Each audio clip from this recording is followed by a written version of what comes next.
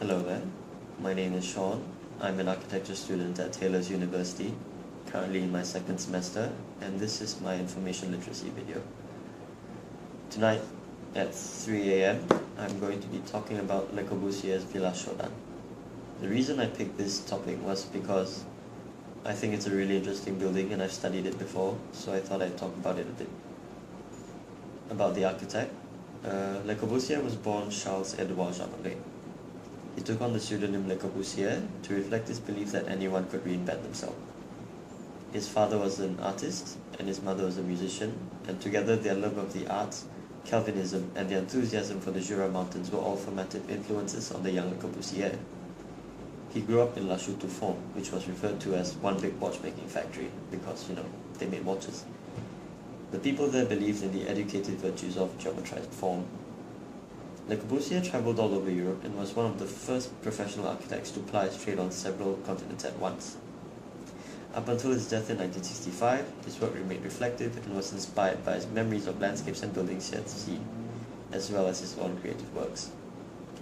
Now about the building. Villa Shodhan was designed just after World War II, when Le Corbusier began designing large-scale communal residences in response to victims suffering from lack of housing. He was rejecting any facile interpretations of modernity at this point, and he was using the abstract architectural language culled from modern art and technology to represent a centuries-old cultural tradition.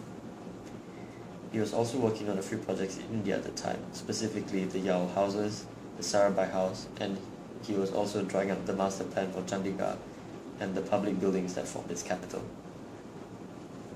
Villa Shodhan was commissioned by Sarottam Hati Singh, but was bought by and built on another site by his colleague Shamobhat Shodhan.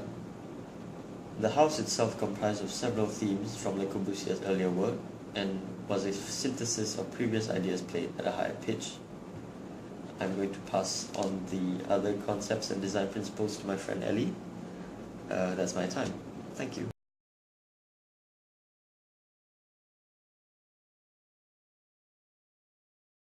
Hello, I am Ng Wanziu, a student from Bachelor of Science in Architecture. Today I am here to talk about Le Corbusier's main concept in design.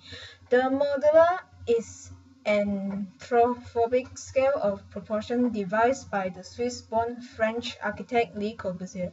It was used as a system to set out a number of Le Corbusier's buildings. Le Corbusier developed the modular in the long tradition of Vitruvius, Leonardo da Vinci's Vitruvian Man, the work of Leone Battista Alberti, and others attempt to discover mathematical proportion in the human body and then use that knowledge to improve both the appearance and function of architecture. The system is based on human measurements, the double unit, the Fibonacci numbers, and the golden ratio. Le Corbusier described it as a range of harmonious measurements to suit the human scale, universally applicable to architecture and to mechanical things. During his career, Le Corbusier developed a set of architectural principles that dictate his technique, called the 5 points of a new architecture, which were most evident in his Villa Savoye.